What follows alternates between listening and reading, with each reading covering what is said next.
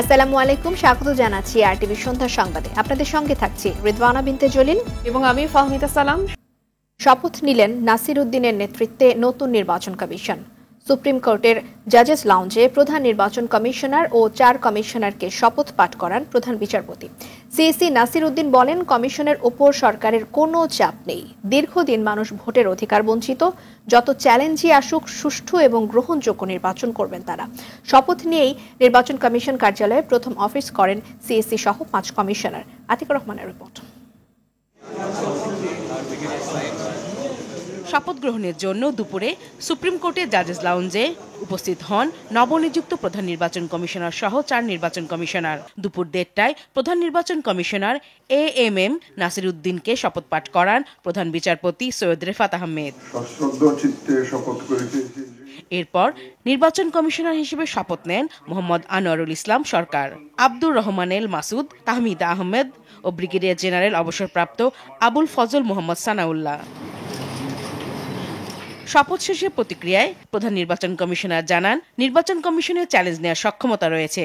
মানুষ আন্দোলন করে প্রাণ দিয়েছে, তাই সুষ্ঠু ভোট করাই প্রধান কাজ। শপথ যেটা নিয়েছি, এই শপথের সম্মানটা আমি রাখতে চাই। তারা ফ্রি ফেয়ার একটা ইলেকশনের জন্য অনেক সংগ্রাম করেছে, অনেক আন্দোলন করেছে। আমি তাদেরকে একটা free fair and credible election দেওয়ার জন্য প্রতিশ্রুতিবদ্ধ।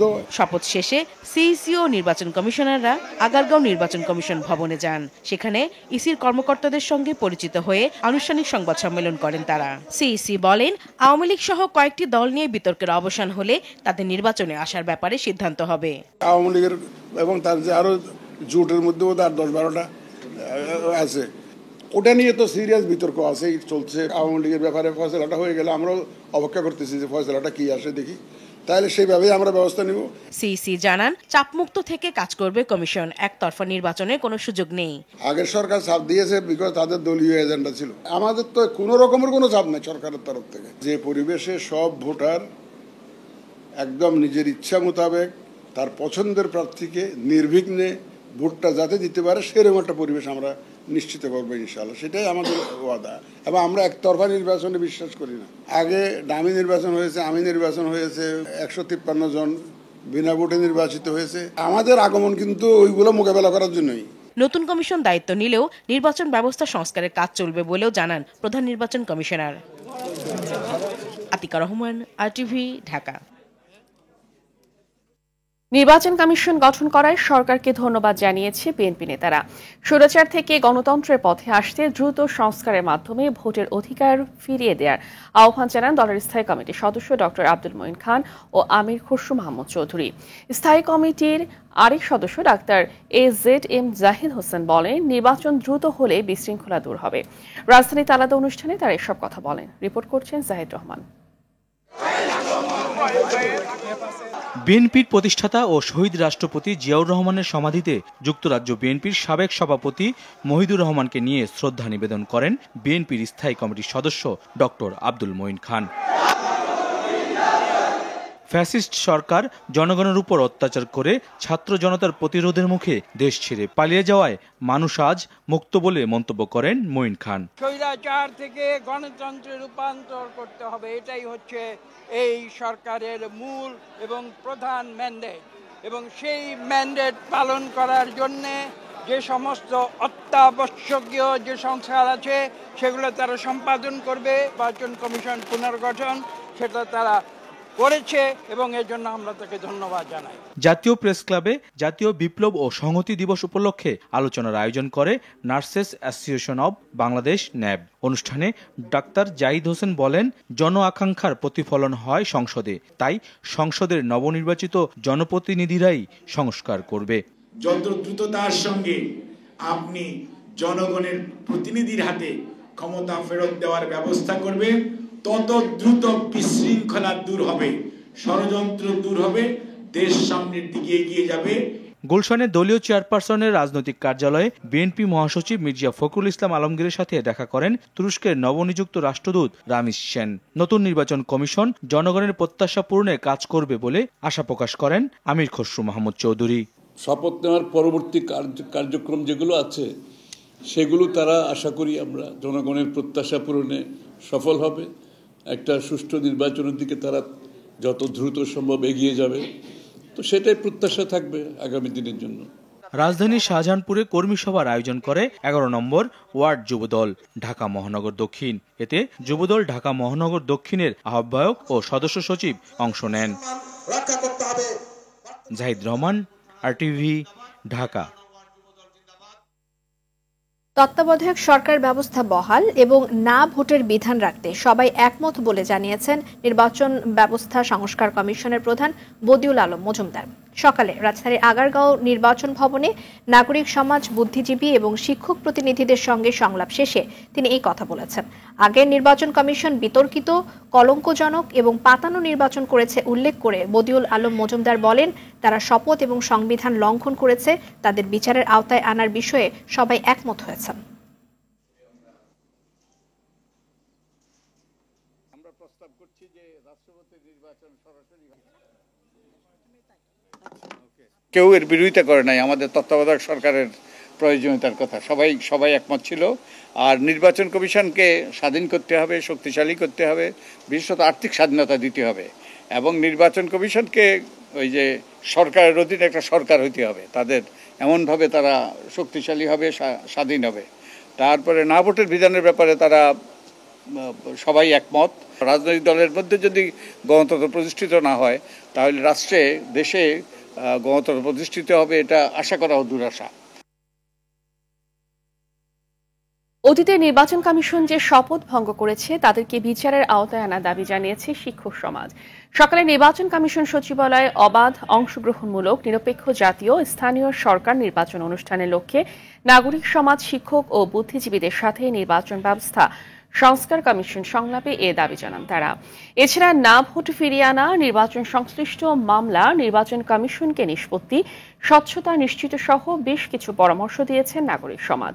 সরাসরি রাষ্ট্রপতি নির্বাচন, অর্থের উৎসের স্বচ্ছতা নিশ্চিত, ইভিএম বনাম অনলাইন ভোট, হলফনামা যাচাই বাছাই ও না ভোট ফিরিয়ে আনার ব্যাপারে প্রস্তাবনা আসে সংলাপে।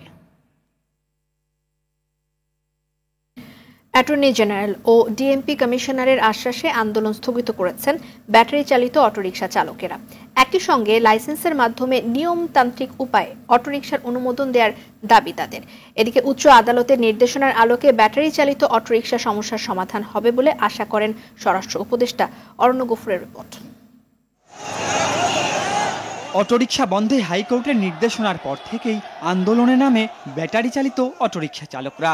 সেই ধারায় জাতীয় প্রেস ক্লাবের সামনে সড়ক অবরোধ করেন তারা। অটোরিকশা অনুমোদন সহ 12 দফা দাবি জানান ব্যাটারি চালিত রিকশা চালক মালিক সমিতির নেতারা।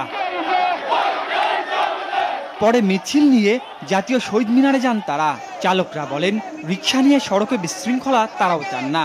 অটো যদি বন্ধ হয়ে যায় তাহলে মানুষ যায় একজনের পকেটের টাকা লইয়া যাইবো, চিন্তাই গাড়ি করবো। লাইসেন্স হইলে গাড়ি একটা লাইসেন্স হতে অটো বাড়বেও না আর বিশৃঙ্খল হয়ে চলবেও না। লাইসেন্স হইলে লাইসেন্সের মধ্যে তার একটা দরও দেবে না, আমার লাইসেন্স একটা মামলা হয়ে যেতে পারে, আমি আর গাড়ি চালাতে পারবো না। প্রশাসনের আশ্বাসে আন্দোলন স্থগিতের ঘোষণা দেয় রিকশা চালক মালিক সমিতি। অন্যতম দাবি ছিল হাইকোর্টের যেই আদেশ, সেই আদেশ স্থগিত চেয়ে সরকার পক্ষ থেকে যেন আপিল করা হয়। সেই উদ্যোগটি অ্যাটর্নি জেনারেলের অফিস থেকে আজকে গ্রহণ করা হয়েছিল এবং ডিএমপি কমিশনারের পক্ষ থেকে রমনার ডিসি তারা বসার জন্য আহ্বান জানিয়েছেন। সেই আলোচনার জন্য আমরা আপাতত আমাদের যেই আন্দোলনটি চলমান ছিল সেটি স্থগিত করছি। সচিবালয় আইন শৃঙ্খলা সংক্রান্ত উপদেষ্টা কমিটির সভা শেষে স্বরাষ্ট্র উপদেষ্টা বলেন, আদালতেই এর নিষ্পত্তি হবে। আদালত থেকে যে নির্দেশনা আসে ওই নির্দেশনার মতোই আমরা কাজ করব। তো আমরা আশা করতে পারি একটা খুব ভালো নির্দেশনা আসবে এবং ওই নির্দেশনার আলোকে আমাদের এই অটোরিকশার এই প্রবলেমটা, এটা সমস্যাটা সমাধান হয়ে যাবে। আন্দোলনের সুযোগ নিয়ে কেউ বিশৃঙ্খলা তৈরির চেষ্টা করলে তাকে ছাড় দেয়া হবে না বলে হুঁশিয়ার করেন স্বরাষ্ট্র উপদেষ্টা। কেউ কোনো অরাজকতা করলে তারা আমরা আইনের আওতায়। অরণ্য গফুর, RTV, ঢাকা। 5টি বিসিএস পরীক্ষার মাধ্যমে 2 বছরেরও কম সময়ের মধ্যে 18,000-এরও বেশি চাকরি প্রত্যাশীকে নিয়োগ দেওয়া হবে। সচিবালয়ের সংবাদ সম্মেলন করে এ পরিকল্পনার কথা জানিয়েছেন জনপ্রশাসন সচিব মোখলেসুর রহমান। তিনি জানান, 3,487 পদে নিয়োগ, 47তম বিসিএস এর নিয়োগ বিজ্ঞপ্তি শিগগিরই প্রকাশ করা হবে। এছাড়া সরকারি কর্মচারীদের সম্পদ বিবরণী জমা দেওয়ার সময় 1 মাস বাড়ানো হয়েছে বলেও জানান তিনি। বিস্তারিত জানাচ্ছেন নাজিব ফরাইজি। এবং নানান কারণে সরকারি কর্ম কমিশনের মাধ্যমে ক্যাডার ও নন ক্যাডার পদে 18,149 জনকে নিয়োগ দেওয়ার পরিকল্পনা প্রকাশ করেছে জনপ্রশাসন মন্ত্রণালয়। সংবাদ সম্মেলনে মন্ত্রণালয়ের সিনিয়র সচিব জানান 43 থেকে 47তম বিসিএস এর মাধ্যমে এ নিয়োগ দেয়া হবে। আমরা যেটা বলি মুক্তি অথবা পরিবর্তন অথবা revolution what ever it is, যেটা দরকার চাকরি, ইউথ জেনারেশনের চাকরি। আমরা ইমিডিয়েট বিসিএসে 18,154 জনকে নিয়োগ দিতে পারবো।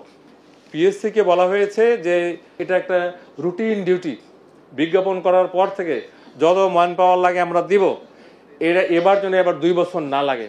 ক্যাডার পদে 43তম বিসিএসে 2064 জন, 44তম বিসিএসে 1710 জন, 45তম বিসিএসে 2309 জন, 46তম বিসিএসে 3140 জন এবং 47তম বিসিএসে 3447 জনকে নিয়োগ দেয়া হবে।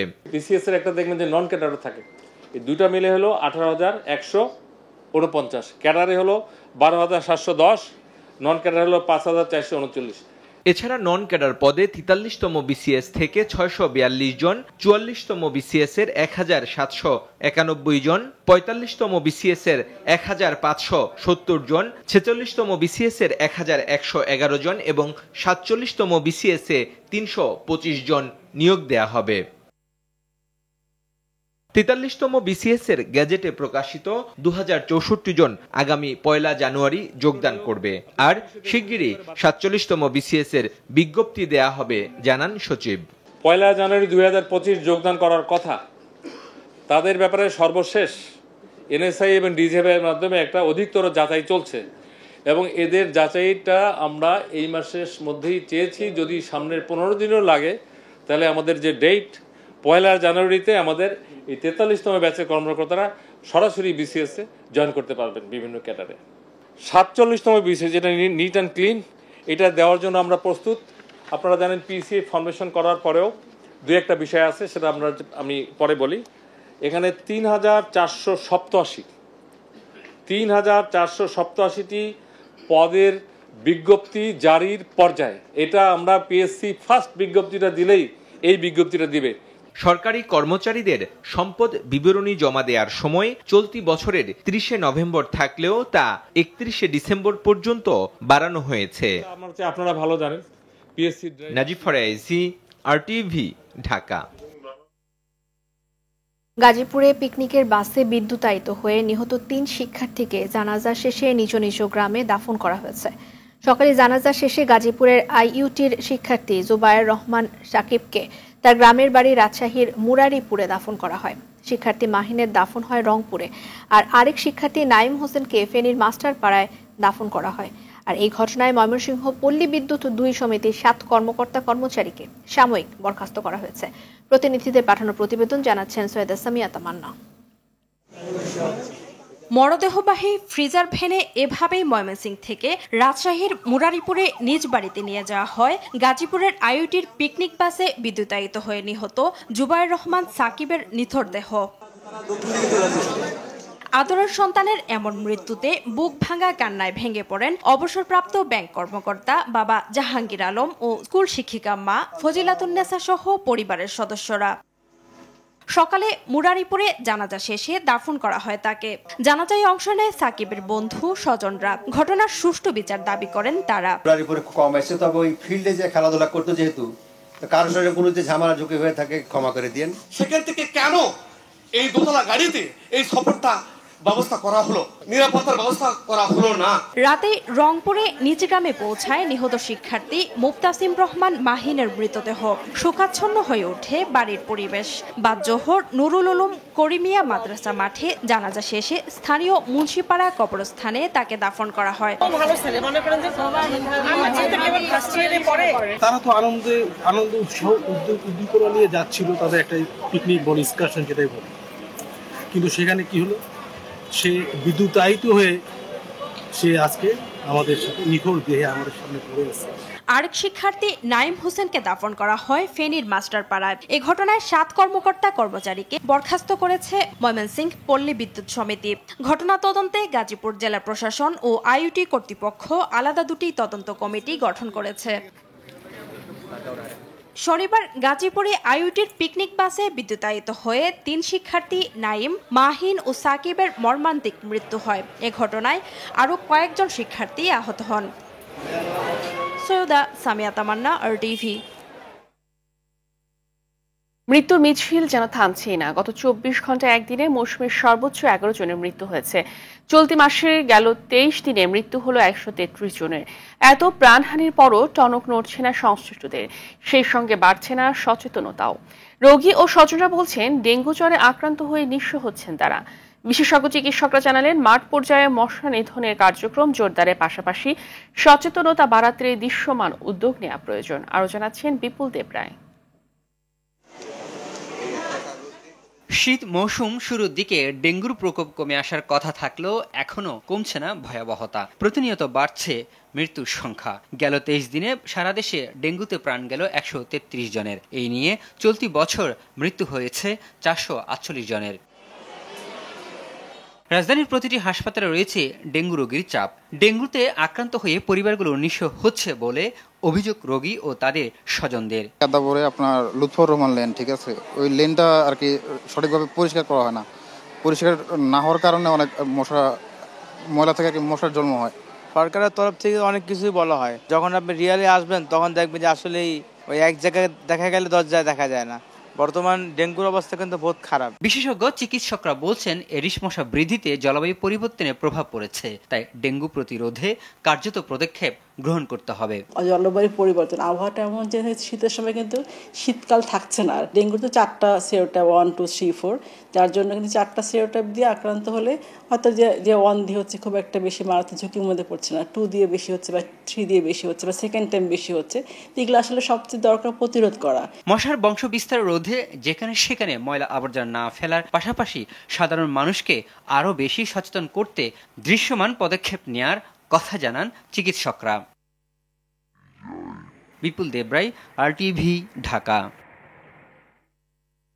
এদিকে ডেঙ্গু আক্রান্ত HSC শিক্ষার্থী অভিজিৎ হাওলাদারের ভুল চিকিৎসায় মৃত্যুর অভিযোগে পুরান ঢাকার ন্যাশনাল মেডিকেল কলেজ হাসপাতালে ভাঙচুরের ঘটনা ঘটেছে।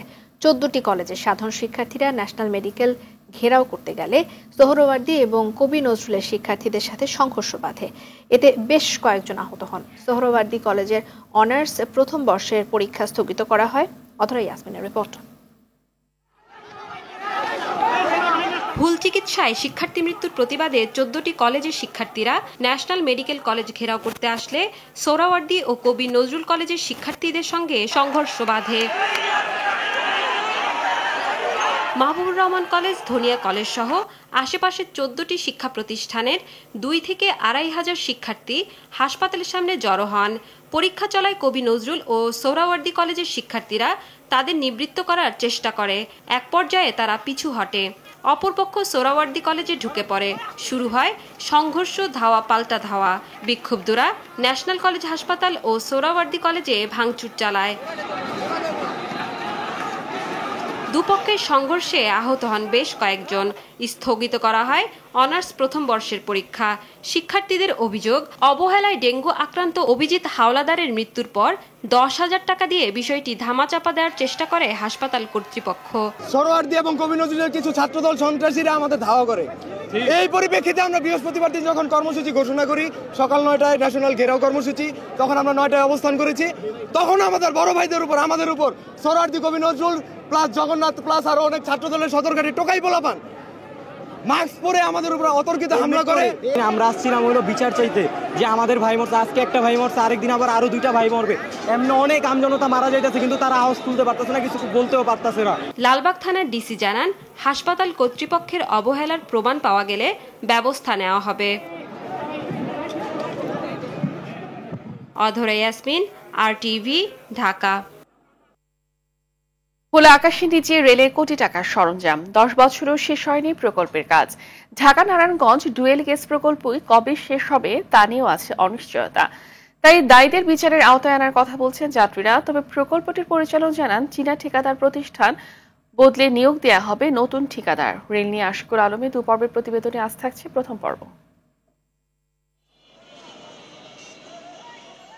Dhaka Narayanganj dual gauge rail line প্রকল্পের কাজ শুরু হয় 2014 সালে। দীর্ঘ 10 বছর পার হলেও মেলেনি সুফল। 378 কোটি 66 লাখ টাকার প্রকল্প ডুয়েল গেজে রূপ নিয়েছে 658 কোটি টাকায়। খোলা আকাশের নিচে পড়ে আছে শত কোটি টাকার মালামাল। মাদক আর জুয়ার আখড়ায় নারায়ণগঞ্জ রেল স্টেশনটি পুরোটাই অরক্ষিত।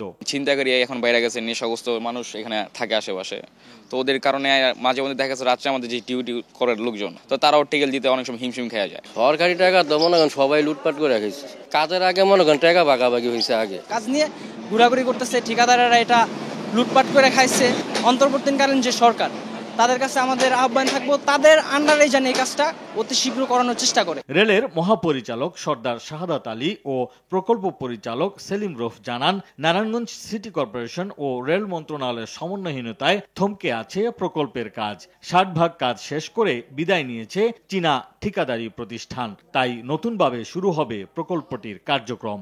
এটা আমরা আশাবাদী যে সিসিজিপিতে এই টেন্ডারটা অ্যাপ্রুভ হয়ে গেলে ডিসেম্বরের মধ্যে অ্যাপ্রুভ হয়ে যাবে, আমরা জানুয়ারিতে চুক্তি করতে পারবো, অর্থাৎ 2025-এর জানুয়ারিতে। এখনো কিছু জটিলতা রয়ে গেছে, সিটি কর্পোরেশন তারাও একটা নারায়ণগঞ্জ শহর উন্নয়নের জন্য তারাও একটা প্রকল্প হাতে নিয়েছে। মেয়র চূড়ান্ত সিদ্ধান্ত, আবার মেয়র বলতে যাচ্ছে আমরা মন্ত্রী মহোদয়ের সঙ্গে আলোচনা করে আমরা সিদ্ধান্ত নেব। এই সমস্ত জটিলতার কারণেই কিন্তু এই জায়গা নিয়ে কিন্তু বহুদিন ধরে সমস্যা চলতেছে। 10 বছর পার হলেও এখনো আলোর মুখ দেখেনি এই প্রকল্পটি। নানা অনিয়ম, দুর্নীতি আর আমলাতান্ত্রিক জটিলতায় থমকে আছে প্রকল্পের কাজ। এখন অন্তর্বর্তীকালীন সরকারের দিকে তাকিয়ে আছেন রেল যাত্রীরা। নারায়ণগঞ্জ থেকে আশিকুল আলম, RTV। পড়াশোনা শেষে 1 বছরের মধ্যে চাকরি না পেলে চাকরি প্রত্যাশীদের ভাতা দেয়া হবে। দেশের স্বাস্থ্য খাতের আমূল পরিবর্তন করে যুক্তরাজ্যের মতো বিনামূল্যে স্বাস্থ্যসেবা কার্যক্রমও চালু করা হবে। সকালে রাজধানীর একটি হোটেলে সিপিডি আয়োজিত সংলাপে এমন প্রতিশ্রুতি দিলেন বিএনপি স্থায়ী কমিটির সদস্য আমির খসরু মাহমুদ চৌধুরী। তিনি বলেন, এই বিষয়গুলো বিএনপির সংস্কার প্রস্তাবে অন্তর্ভুক্ত আছে। অনুষ্ঠানে সিপিডি জানায়, দেশের অতি দরিদ্র শ্রেণীকে সর্বনিম্ন 4,500 টাকা করে ভাতা দেওয়া উচিত। সেলিম মালিকের রিপোর্ট। আমি যেটা আপনাকে জিজ্ঞেস করতে চাই, বৈশ্বিক প্রেক্ষাপটে বাংলাদেশের মানুষের কেমন হওয়া উচিত সার্বজনীন ভারসাম্য আয়, এ নিয়ে বিস্তারিত জানতে সিপিডির এই সংলাপ। Thank you. সংস্থাটির গবেষণা বলছে, উন্নত দেশের তুলনায় বাংলাদেশিদের মাসিক আয় খুবই কম। দরিদ্রদের গড় আয় প্রায় 4,000 টাকা। সিপিডির পরামর্শ, বিশেষ প্রোগ্রামের মাধ্যমে এদের 4,500 টাকা করে দেওয়া উচিত। আসলে বাংলাদেশে এই ধরনের একটি প্রোগ্রাম হাতে নেওয়ার বা এই ধরনের একটা লক্ষ্য হাতে নেওয়ার কি ধরনের আমাদের সম্ভাবনা রয়েছে। সিপিডির চেয়ারম্যান ডক্টর রেহমান সুবহান বলেন, পরিবর্তিত দেশে এখনই সময় ধনী গরিবের ব্যবধান কমানো। Major policy option for addressing the issues of poverty alleviation, specifically to the attention of Professor Yunus and of course Salahuddin. দুর্নীতি রোধ ও সুশাসন নিশ্চিতের পাশাপাশি করের আওতা বাড়ানো গেলে নাগরিকদের সেবা বাড়ানো সম্ভব বলে মনে করেন আলোচকরা। সাধারণ মানুষের কাছে টাকা পৌঁছানোর ব্যাপারটা আবার অনেক ক্ষেত্রে হয় যে সরকার তার মূল ফোকাস যে জায়গাগুলো, সেখান থেকে তার মনে হচ্ছে যে একটা দায় কমে যাচ্ছে, এরকম একটা অবস্থা তৈরি হয়। এতে বিএনপি নেতা আমির খসরু মাহমুদ চৌধুরী বলেন, দলটির সংস্কার প্রস্তাবে উন্নত শিক্ষা, স্বাস্থ্য নিশ্চিতকরণ ও বেকারদের ভাতা দেওয়ার বিষয়গুলো গুরুত্ব দেওয়া হয়েছে। যারা পড়াশোনা শেষ করে 1 বছর পর্যন্ত চাকরি পাবে না, হুইচএভার ইজ দ্য আর্লিয়েস্ট, ততদিন রাষ্ট্র তাদেরকে একটা ভাতা দেবে। এটা আমাদের প্রোগ্রামের মধ্যে আছে এবং এই 1 বছরের মধ্যে সে চাকরি পেলে ঠিক আছে, চাকরি করবে। বর্তমান বাস্তবতায় যে দল নতুন বাংলাদেশকে ধারণ করতে পারবে না, তাদের রাজনৈতিক ভবিষ্যৎ নেই বলেও মন্তব্য করেন তিনি। সেলিম মালিক, RTV, ঢাকা। বান্দরবানের রুমা উপজেলায় সেনাবাহিনীর সঙ্গে বন্দুকযুদ্ধে কুকি চীন ন্যাশনাল আর্মির KNA এর 3 সদস্য নিহত হয়েছেন। সকালে আইএসপিআর এর পক্ষ থেকে এ তথ্য নিশ্চিত করা হয়েছে। তারা জানান, গোপন সংবাদের ভিত্তিতে বান্দরবানের রুমা উপজেলার গহীন জঙ্গলে কেএনএ এর গোপন আস্তানায় অভিযান চালায় সেনাবাহিনী। এ সময় সেনাদের সঙ্গে বন্দুকযুদ্ধে 3 জন কেএনএ এর সদস্য নিহত হন। এ সময় অস্ত্র এবং অন্যান্য সরঞ্জামাদি উদ্ধার করা হয়েছে। পাহাড়ে অস্থিতিশীল পরিস্থিতি তৈরি করতে 2022 সাল থেকে বান্দরবানে আত্মপ্রকাশ করে কেএনএফ এর সামরিক শাখা কেএনএ। আওয়ামী লীগ সরকারের তৈরি আইনের অধীনে নির্বাচন কমিশন গঠন এবং কমিশনারদের নিয়োগকে প্রত্যাখ্যান করেছে জাতীয় নাগরিক কমিটি। নির্বাচন ব্যবস্থা সংস্কারে প্রাপ্ত প্রস্তাবের আলোকে নতুন আইনের অধীনে নতুন নির্বাচন কমিশন গঠন করার আহ্বান জানান সংগঠনের নেতারা। রাজধানী বাংলা মোটরের সংগঠনটির প্রধান কার্যালয়ে এক সংবাদ সম্মেলনে জানানো হয়, নির্বাচন ব্যবস্থা সংস্কারের লক্ষ্যে গঠিত কমিটি 31 ডিসেম্বরের মধ্যে নির্বাচন ব্যবস্থা সম্পর্কে সার্বিক প্রস্তাব পেশ করার কথা। অথচ তাদের প্রস্তাব দেওয়ার আগে রাজনৈতিক দলগুলোর চাপের কাছে নতি স্বীকার করে সরকার নির্বাচন কমিশন গঠন করতে বাধ্য হয়েছে।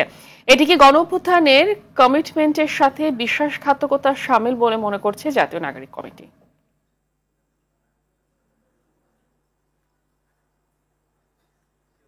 কোনো সংস্কারের কমিশনের রিপোর্ট জমা এবং সংস্কার হওয়া পর্যন্ত আগামীতে কোনো কিছু বাংলাদেশে আমরা আয়োজন করতে দিব না। আমরা চাই, বাংলাদেশের জনগণের কাছে আহ্বান জানাচ্ছি, আপনারা ঐক্যবদ্ধ হন। সংস্কার কমিশনের যে রিপোর্টগুলো এসেছে, জনগণের যে দাবি রয়েছে, গণ অভ্যুত্থানের যে স্পিরিট রয়েছে, সেগুলোর যদি কোনো ব্যত্যয় ঘটে তাহলে আমরা সেই আবার মাঠে ফিরে যাব এবং জনগণকে আমরা ঐক্যবদ্ধ করে জাতীয় নাগরিক কমিটি একসাথে সরকারে বর্তমান হোক ভবিষ্যৎ হোক গণ অভ্যুত্থানের স্পিরিটে বাইরে যারাই যাবে আমরা তাদের বিরুদ্ধে দুর্বার প্রতিরোধ আন্দোলন গড়ে তুলব। ন্যাশনাল লাইফ ইন্স্যুরেন্স আন্তর্জাতিক সংবাদ। শিয়া সুন্নি সংঘর্ষে উত্তাল পাকিস্তানের খাইবার পাখতুনখোয়া প্রদেশ। গেল 3 দিনে প্রাণ গেছে অন্তত 64 জনের। এর মধ্যে সবশেষ সংঘর্ষে শনিবার প্রাণ হারিয়েছেন 21 জন। সাম্প্রতিক সহিংসতার সূত্রপাত ঘটে গেল বৃহস্পতিবার। সেদিন প্রদেশটির কুররাম জেলায় শিয়া যাত্রীবাহী গাড়িতে হামলায় 43 জন নিহত হন। এরপর দিন প্রতিদ্বন্দ্বী গোষ্ঠীগুলোর মধ্যে ব্যাপক গুলি বিনিময় শুরু হয়, যাতে অন্তত 30 জন আহত হন। এর ধারাবাহিকতায় শনিবার প্রতিশোধমূলক হামলায় গেল 21 প্রাণ। মূলত রাতের আঁধারে সংঘাত, অগ্নিসংযোগ এবং বন্দুকযুদ্ধে এসব হতাহতের ঘটনা ঘটে। বিবাদ সমাধানে গঠন করা হয়েছে কমিটি, তবে স্থানীয় এক কর্মকর্তা জানান পরিস্থিতি এখন নিয়ন্ত্রণের বাইরে। রাজধানীর কুর্মিটোলায় শুরু হয়েছে আন্তঃবাহিনী ভলিবল প্রতিযোগিতা। বিকেলে বিমান বাহিনীর ঘাঁটির ভলিবল মাঠে প্রতিযোগিতার উদ্বোধন করেন নৌবাহিনীর সহকারী প্রধান রিয়ার অ্যাডমিরাল জহির উদ্দিন। উদ্বোধনী অনুষ্ঠানে 3 বাহিনীর ঊর্ধ্বতন কর্মকর্তাগণ উপস্থিত ছিলেন। প্রতিযোগিতায় অংশ নিচ্ছে বাংলাদেশ সেনাবাহিনী, বাংলাদেশ নৌবাহিনী এবং বাংলাদেশ বিমান বাহিনী। উদ্বোধনী খেলায় মুখোমুখি হয় সেনাবাহিনী এবং বিমান বাহিনী। সেখানে প্রথম সেটে জয় তুলে নিয়েছিল বিমান বাহিনী, কিন্তু ঘুরে দাঁড়িয়ে পরের 3 সেট বিমান বাহিনীকে পরাস্ত করে 3-1 ব্যবধানে দিনটি নিজেদের করে নেয় সেনাবাহিনী। সন্ধ্যার সংবাদ এ পর্যন্তই। রাতের সংবাদ পৌনে 11টায় দেখার আমন্ত্রণ রইল। ধন্যবাদ সবাইকে। সবাইকে ধন্যবাদ।